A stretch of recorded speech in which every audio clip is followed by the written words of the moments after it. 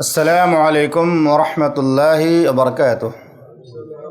الحمد للہ الذی خلق الانسان وعلمہ البیان وبعث رسلہ لہدایۃ الانس والجان والصلاة والسلام علی خیر خلقہ محمد وعلی آلہ واصحابہ الکرام الی یوم القیام، اما بعد۔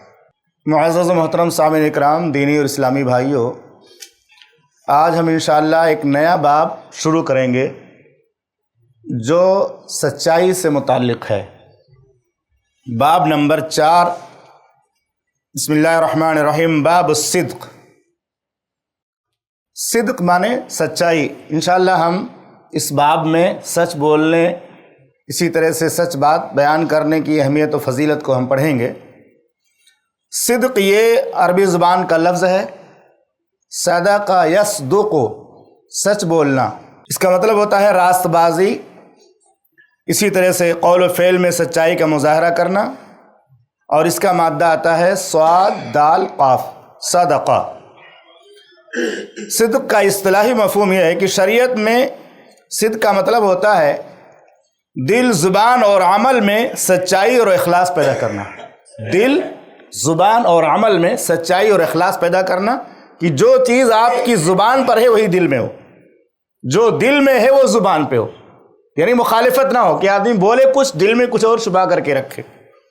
تو شریعت میں صدق کہتے ہیں دل، زبان اور عمل میں سچائی اور اخلاص پیدا کرنا، یعنی آدمی جو کچھ زبان سے کہے وہ دل کی سچائی کے ساتھ کہے، زبان سے جو کہے دل کی سچائی کے ساتھ ہو، اور اس کے اعمال بھی تصدیق کرتے ہوں۔ جو دل میں ہے وہی زبان پر ہو، اور جو زبان پر ہو وہی عمل میں ہو۔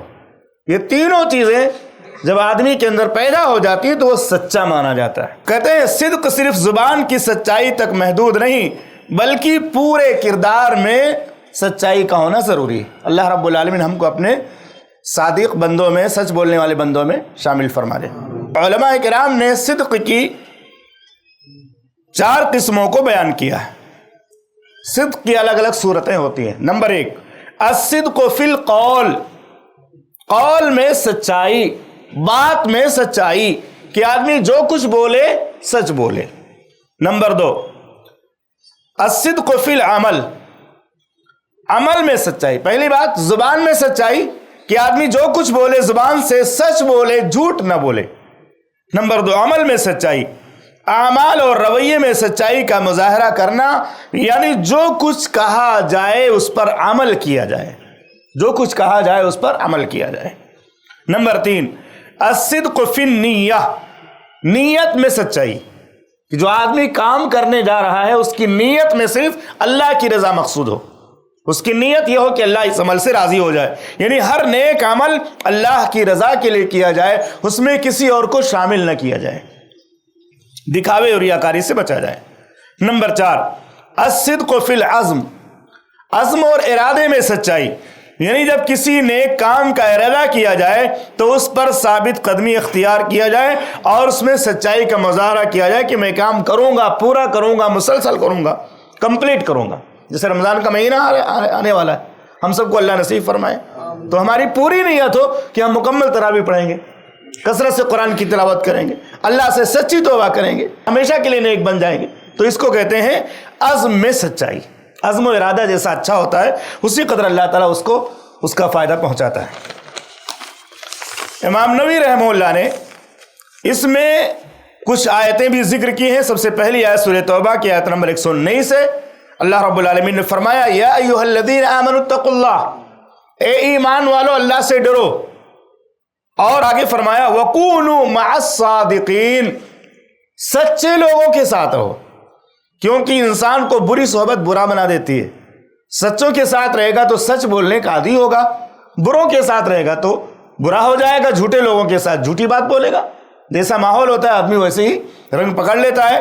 قرآن مجید کی آیت کریمہ ہے، اللہ رب العالمین کا فرمان پہلے نمبر پر ذکر کیا کہ ایمان والو اللہ سے ڈرو اور سچے لوگوں کے ساتھ ہو جاؤ، یعنی اللہ رب العالمین نے جن چیزوں سے بچنے کا حکم دیا ان کو چھوڑ دو، اور سچے لوگوں کے ساتھ رہو۔ جیسے سچے لوگ، ان کی نیت میں سچائی ہوتی ہے، اعمال میں سچائی ہوتی ہے، باتوں میں سچائی ہوتی ہے۔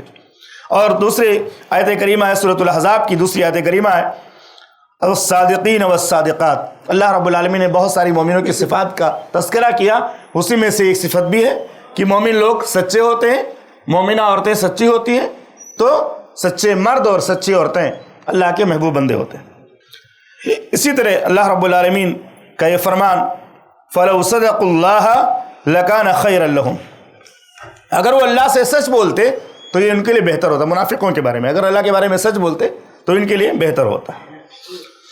سب سے پہلی حدیث جو اس میں ذکر کی ہے وہ صحیح بخاری اور مسلم کی ہے۔ حدیث کا ترجمہ اس طرح سے ہے، عبداللہ بن مسعود رضی اللہ تعالی عنہ بیان فرماتے ہیں ان الصدق یہدی الی البر، عام طور سے لوگوں میں یہ مشہور ہے سچائی میں نجات ہے، حالانکہ کچھ پریشانیاں بھی آتی ہیں سچ بولنے میں، لیکن نجات سچائی میں ہے، کامیابی سچائی میں ہے۔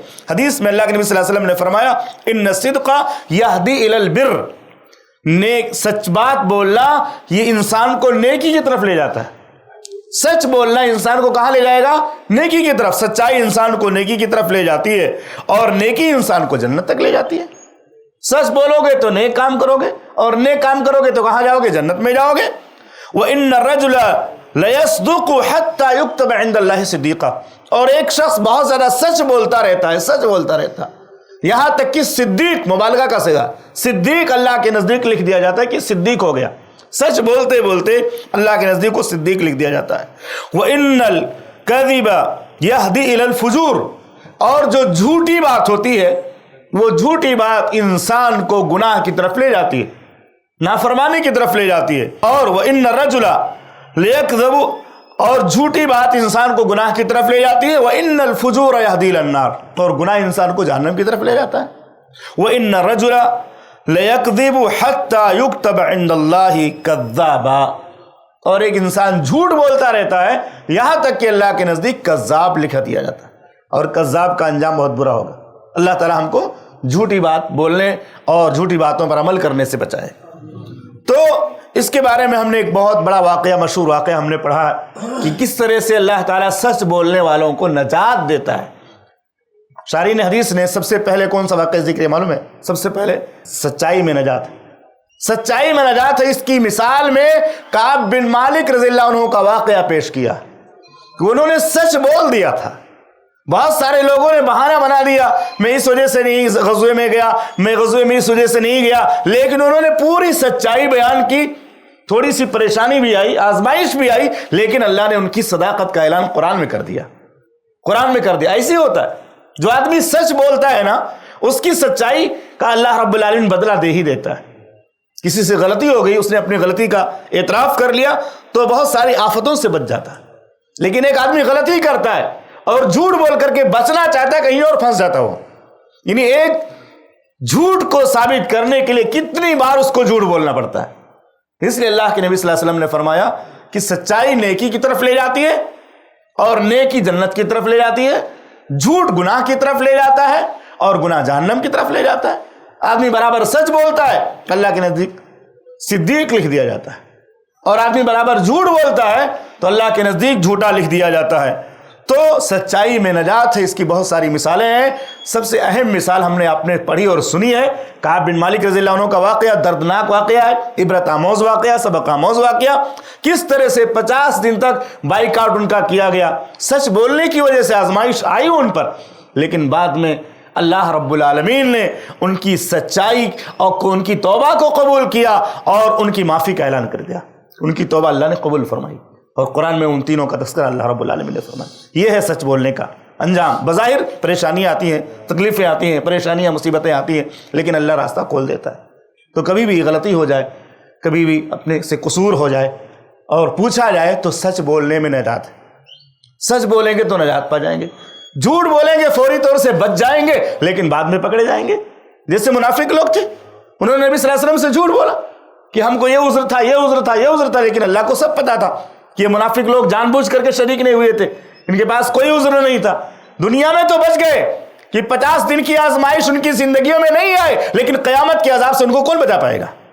قیامت کے عذاب سے ان منافقوں کو کوئی نہیں بچا پائے گا جو غزوہ تبوک کے موقع پر بلا کسی عذر کے پیچھے رہ گئے اور نبی صلی اللہ علیہ وسلم کے سامنے جھوٹے عذر بیان کر دیے، تو وہ تو دنیا کی سزا سے بچ گئے، اللہ تعالیٰ سے دعا ہے رب العالمین ہم تمام مسلمانوں کو جس طرح ہم سچ کا موضوع سن رہے ہیں اور پڑھ رہے ہیں، سیکھ رہے ہیں، اللہ ہمیں سب سے پہلے سچ بولنے اور اسی طرح سے سچ پر عمل کرنے کی توفیق عطا فرما، پوری زندگی سچائی پر قائم رہنے کی توفیق عطا فرما، ایمان کے ساتھ موت نصیب فرما، آمین۔ وصلی اللہ علیہ نبی الکریم السلام۔ ایسے ہی فائدہ مند اسلامک ویڈیوز دیکھنے اور منہج سلف پر کتاب و سنت کی تعلیمات کو عام کرنے میں ہمارا تعاون کرے تاکہ آپ کے لیے ذریعہ نجات، جنت کے حصول کا سبب، ساتھ ہی مال میں برکت و اضافے کا ذریعہ بھی بنے، آمین۔ جزاک اللہ خیرن۔